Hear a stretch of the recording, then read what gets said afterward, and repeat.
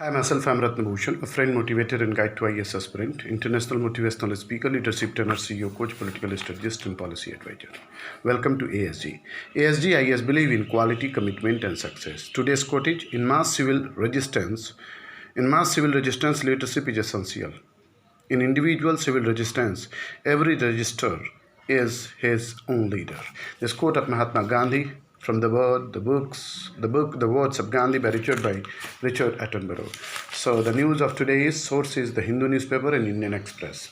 China says China says disengagement at most locality along LSE is complete.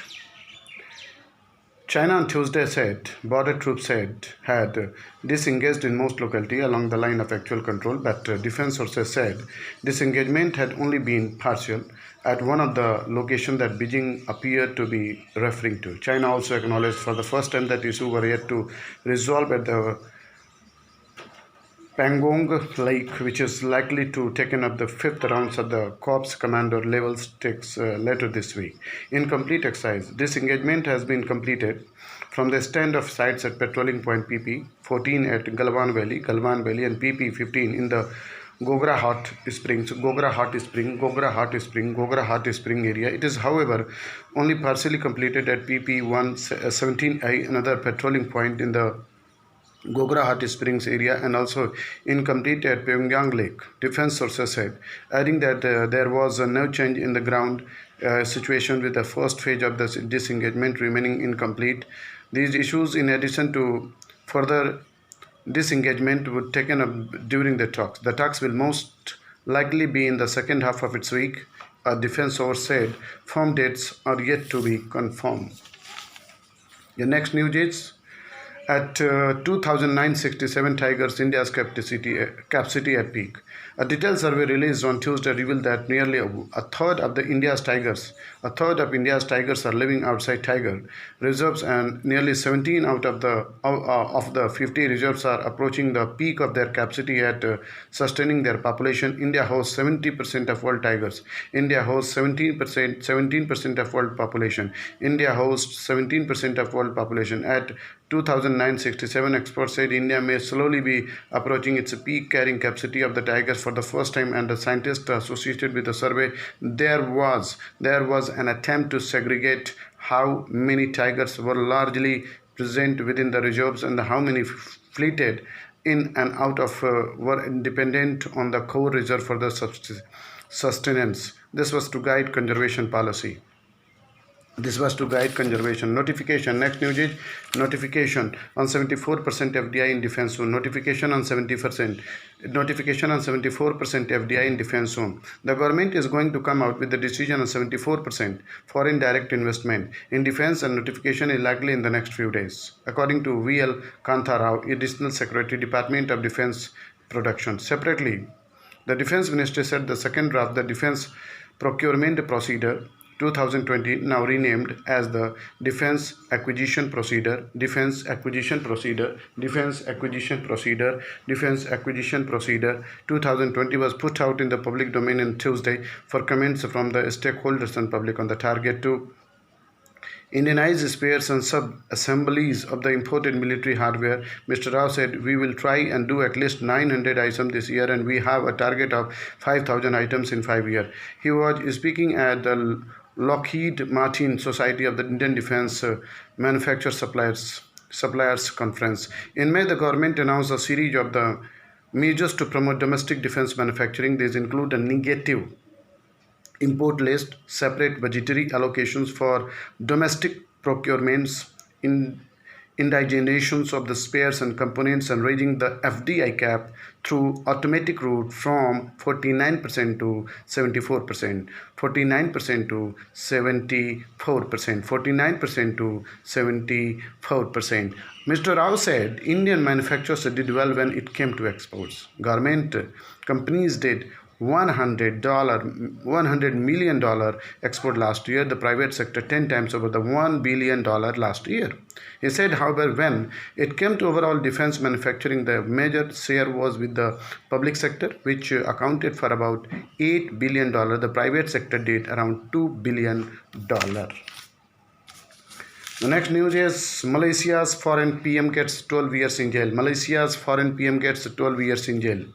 Malaysia's foreign leader Najib Razak was found guilty of the corruption sentenced to 12 years in jail on Tuesday in the first trial over the multi-billion-dollar scandal at state fund 1MDB that stretched to the Gulf states and Hollywood. In a case widely seen as the test of the nation's resolve to stamp out corruptions and which could have big political implications, High Court Judge Muhammad Ghazali sentenced Mr. Najib to 12 years and a fine of 210 million ringgit, that is $49 million on a charge of the abuse of power. Mr. Najib, 67, also received 10 years in jail on each of the 3 charges of criminal breach of trust and 3 charges of money laundering of the illegally receiving nearly $10 million from the SRC International, a former unit of the state fund. The next important news is rural lending. Rural lending reviving agri gives hope. Rural lending reviving agri gives hope. Rural lending reviving agri gives hope. Steps needed to mitigate uncertainty due to the mini lockdowns build on the sign of the V-shaped recovery.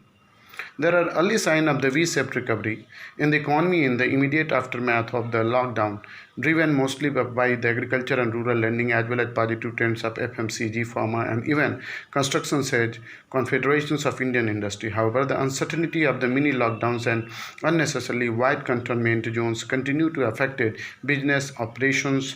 The industry group said on Tuesday, in order to nurture the nascent sign of the recovery, it is important to mitigate the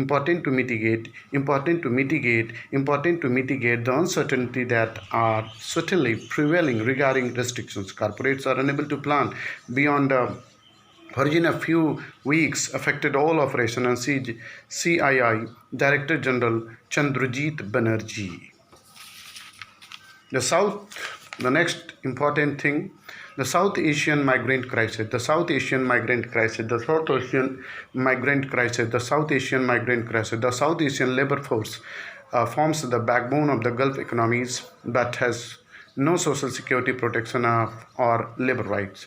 In early July, the Kerala High Court issued notice to central and state government on a petition seeking to set up a mechanism to assist NRIs who had lost their jobs abroad and had returned to India. To seek due compensation, the petition exposes the precarious conditions of the migrant workers in the Gulf Cooperation Council (GCC). Gulf Cooperation Council countries, employers, particularly construction companies, have used the crisis as an opportunity to retrench masses of the migrant laborers without paying them wages for the allowances, living in misery. The South Asia Gulf migration corridor is among the largest in the world. South Asians account for nearly 15 million in the Gulf. 15 million in the Gulf. 15 million in the Gulf. The South Asian labor force forms the backbone of the Gulf economies, but also had go knocking on doors for the food and other business basic necessity. The pandemic, the shutdown of the company, the tightening of the borders, and the exploitative nature of the kafla sponsorship system have all aggravated the miseries of the South Asian migrant worker. They have no safety net, social security protection, welfare mechanism, or labor rights. The events are reminiscent of the plight of the migrant laborers who had been evacuated during the Iraqi invasion of the Kuwait in 1990, as we found during our field research in the Kuwait a while ago.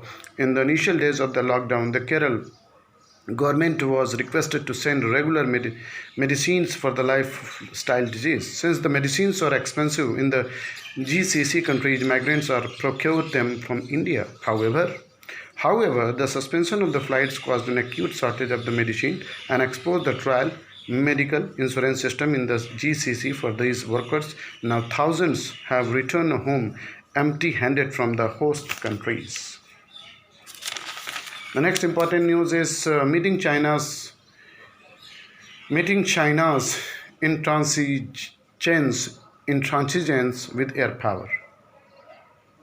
Why would a nation heading towards world power status gamble men and money and reputation for a few square kilometers of the inhospitable terrain, inhospitable terrain, inhospitable terrain, inhospitable terrain. Surely it would have envisioned and planned for an end state and the definitions of what would constitute victory for it, especially when the world is grappling, grappling with the pandemic, grappling with the pandemic, grappling with the pandemic, grappling with the pandemic, and any strong arm tactics would be frowned upon by all for a few square kilometer only number, as a popular dialogue of a Hindi film goes, picture abhi baki hai, picture abhi baki hai. The film isn't over. India's ambitions. Professor Lawrence Friedman wrote in Strategy, a history that over the years, strategy become a commodity, a distinctive product concerning a complex situation. The situation is indeed not simple on the India-China frontier, and if the Chinese strategist read the yearly reports of India's Ministry of Defense MOD, they would have realized that China is not the only country whose world view is expanding. India is too. MOD's 2002-3 annual report defined India's area of strategic interest as being from the Persian Gulf in the west to Straits of Malacca, and the east from the Central Asian republics in the north to near the equator to south. This expanded over the years. In 2012-13, Virgin said India's size and strategic location links its security environment with the extended neighborhood, particularly with the neighboring countries and the regions of West, Central Asia, Southeast Asia, East Asia, and the Indian Ocean. 2018-19, Virgin mentions that India has deepened its relation with a host of the countries in almost all continents, and those in the Indian Ocean and Indo-Pacific region. It mentions Pakistan as a country of the concern, while the China, the assessment is relation with the China moved towards a greater stability in the overall context for a closer development partnership. While Beijing misread New Delhi's ambitions, India's security planners said to stumble in their assessment of an expensive China, as seen in the logjam on our northern frontier. As politicians prepare the public in India for the protected face of the serious border flare is on the back burner in the media and the public consciousness. However, the Indian Army and the Indian Air Force IAF are preparing for the long haul. What would be China's game plan, and what does India's air power get to table to oppose it? It's certainly much more than soon to arrive Rafale.